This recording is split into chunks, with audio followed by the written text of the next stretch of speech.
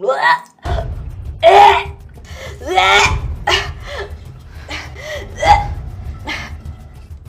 রে সালমা, কি হয়েছে তোর? তুই বমি করছিস কেন? সালমা, তোর যদি শরীরটা বেশি খারাপ লাগে তুই একটু শুয়ে নে যা। আচ্ছা ঠিক আছে।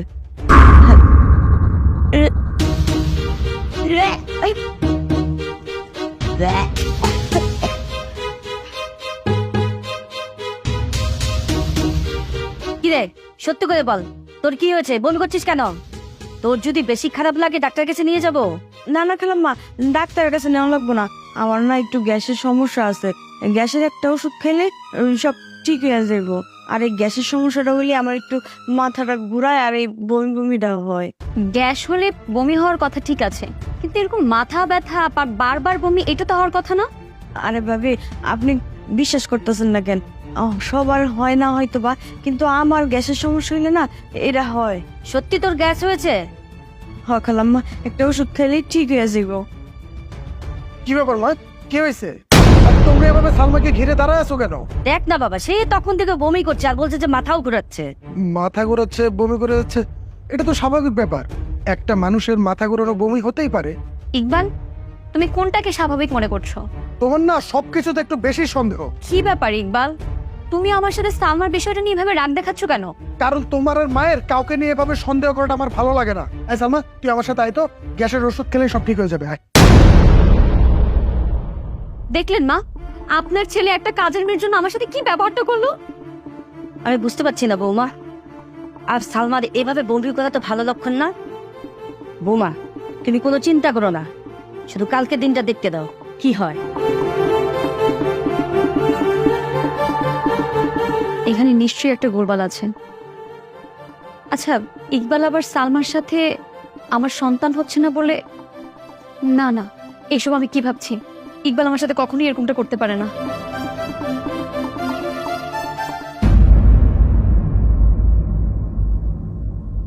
কি রে সালমা, তোর শরীর কি এখনো ভালো হয়নি? এই যে শুয়ে আছিস, ঘরের কাজ কাম কে করবে? এই যা, তাড়াতাড়ি গিয়ে আমাদের জন্য নাস্তা রেডি কর। খালাম্মা, আমার না আজকাল শরীরটা ভালো লাগতেছে না। সারা রাত একটা ফোঁটাও ঘুমাইতে পারি নাই, সারা রাত বমি হয়েছে, অহনো মাথাটা ঘুরাইতেছে।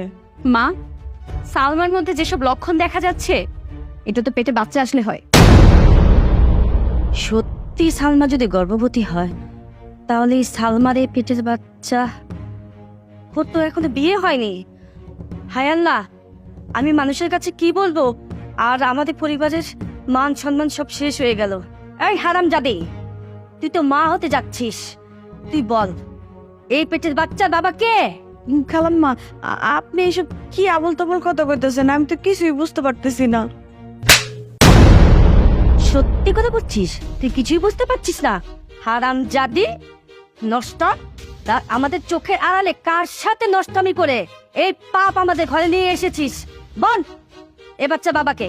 না বলতে পারলে যা আমাদের বাসা থেকে বেরো, এক্ষুনি বেরো আমার চোখের সামনে থেকে। খালাম্মা, আপনি আমার তাড়াই দিয়েন না, আমি কই যাবো? আপনারা ছাড়া আমার কেউ নেই খালাম্মা, আপনি আমার তাড়াই দিয়েন। মা, তুই যা এখান থেকে, আমি মায়ের সাথে কথা বলছি।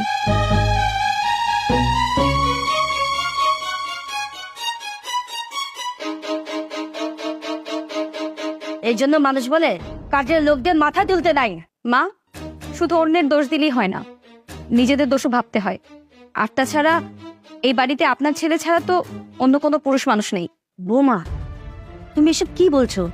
আমার ছেলে বাড়ির কাজের মেয়ের সাথে এইসব করবে? তুমি এটা কি করে ভাবলে? মা, আপনার ছেলে এরকমটা করতেই পারে, এটা খুব স্বাভাবিক, কারণ ও ভালো করেই জানে যে আমার কোনোদিন বাচ্চা হবে না। এই জন্য হয়তো কাজের মেয়ে রূপে ডুবে গেছে। আমি বিশ্বাস করি না। তুমি যে ইকবালের নামে এইসব বাজে কথা বলছো, তোমার কাছে কোনো প্রমাণ আছে? মা, প্রমাণ ছাড়া আমি কোনো কথা বলি না। কালকে রাতে যখন ঘুমাচ্ছিলাম হঠাৎ করে আমার ঘুমটা ভেঙে যায়। ঘুম ভেঙে ওঠার পর দেখি ইকবাল আমার পাশে নেই। এরপর আমি বাথরুমে যাই, ভাবলাম হয়তো বা বাথরুমে সে গেছে। ওখানে গিয়ে দেখি সে নাই। হাঁটতে হাঁটতে বাইরে বের হই, বের হওয়ার পর দেখি এই নে ওষুধটা খেয়ে নে।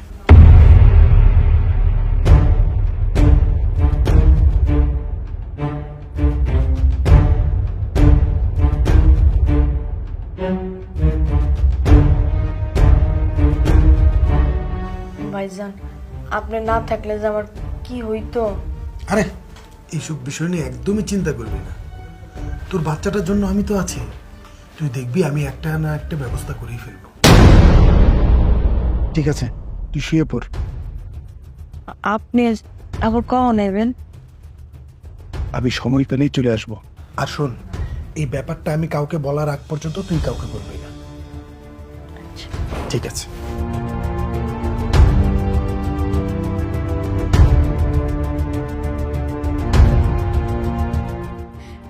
ইকবাল আমার সাথে এরকমটা করতে পারলো? ও শেষ পর্যন্ত একটা কাজের মেয়ের পেটে বাচ্চা দিয়েছে। ছি, এইসব দেখার আগে আমি মরে গেলাম না কেন? ইকবাল যে এত নিচু হয়ে গেছে আমি কখনো ভাবতে পারি না। মা, আপনি বলেন এখন আমি কি করব? বৌমা, তোমাকে বোঝানোর আমার কাছে কোনো ভাষা নেই, তবু আমি এটা বলবো, মানুষই তো ভুল করে। ইকবাল হয়তো না বুঝেন এ কাজটা করে ফেলেছে। বা তোমার কাছে হাত জোর করে অনুরোধ করছি, তুমি এই সংসারটা ছেড়ে চলে যেও না মা, প্লিজ। মা, আমি শুধুমাত্র আপনার মুখের দিকে তাকিয়ে থেকে যাচ্ছি, কিন্তু কতদিন এই বাড়িতে থাকতে পারবো সেটা আমি জানি না।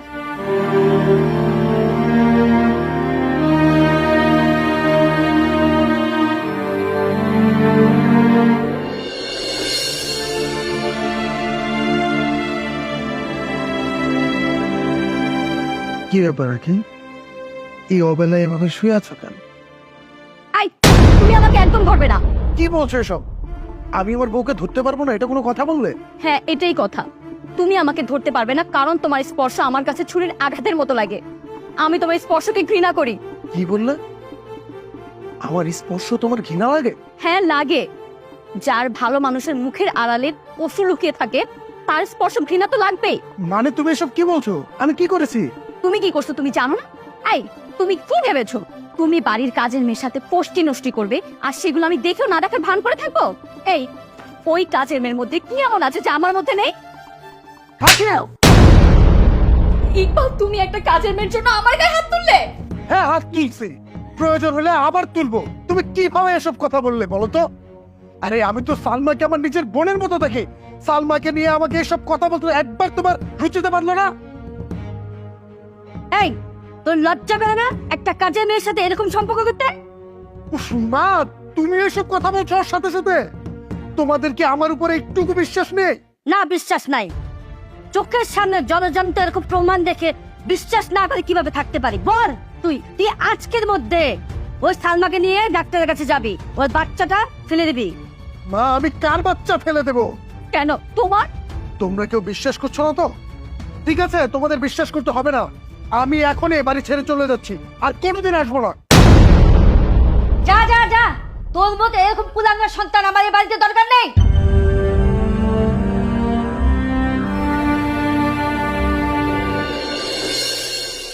মা, ইকবালকে সে কখন থেকে ফোন দিয়ে যাচ্ছি, ও আমার ফোনটা তুলতেছে না, আরো বাড়িতেও ফিরে আসছে না।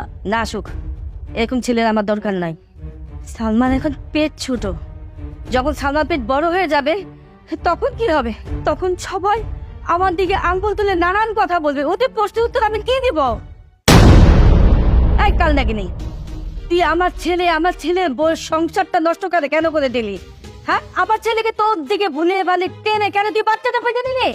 না না খালাম্মা, ভাবিজান আপনারা যা ভাবতেছেন তা কিছুই না। আসলে ভাইজান অনেক ভালো মনের মানুষ। আপনাকে বাড়ির দারোয়ান আমারে ভালোবাসার লোভে ফালাইয়া আমার এত বড় সর্বনাশ করছে, আমি এটা বুঝতে পারি নাই। ভাইজান যখন দারোয়ানরা হাতে নাতে ধরছে তখন তারে বাড়ির থেকে বিদায় করে দিছে।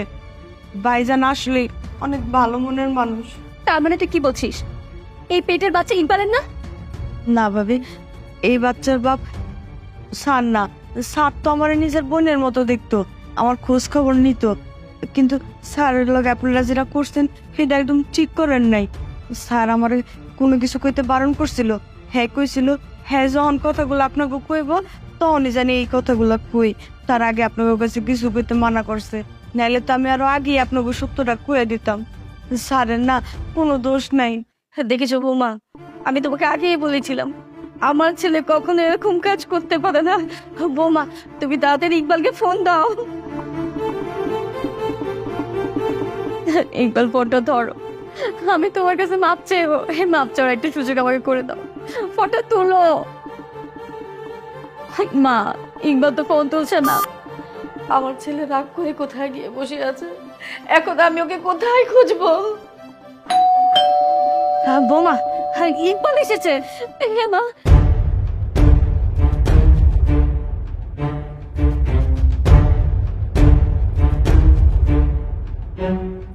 কি ব্যাপার, আমার বাড়িতে পুলিশ কেন?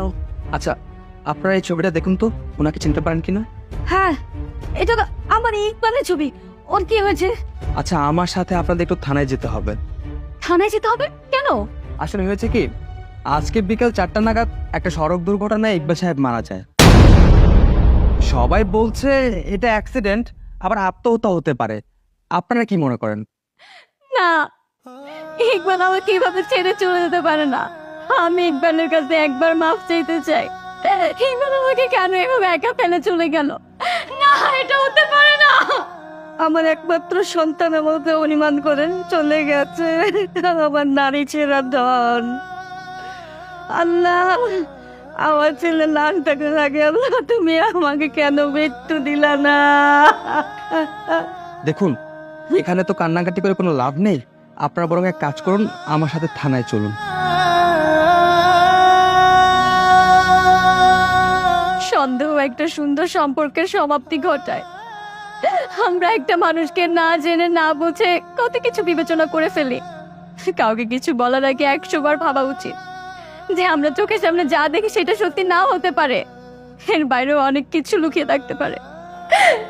কেন তুমি আমাকে ছেড়ে চলে গেলে ইকবাল? মা।